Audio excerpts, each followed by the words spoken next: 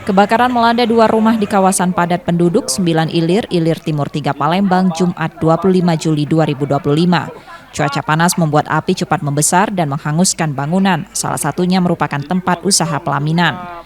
Diduga, api berasal dari korsleting listrik di salah satu rumah, lalu merambat ke bangunan di sebelahnya.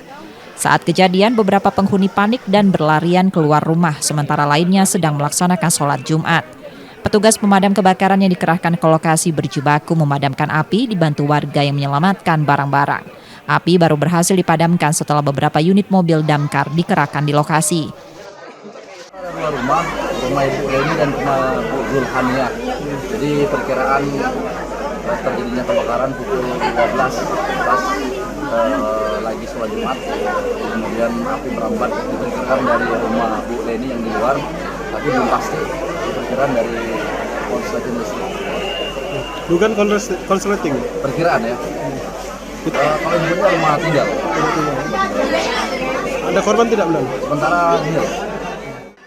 Polisi telah melakukan olah tempat kejadian perkara dan memeriksa sejumlah saksi, termasuk pemilik rumah untuk memastikan penyebab kebakaran. Reski Oktora, Muklas Diferensial Kompas TV, Palembang, Sumatera Selatan.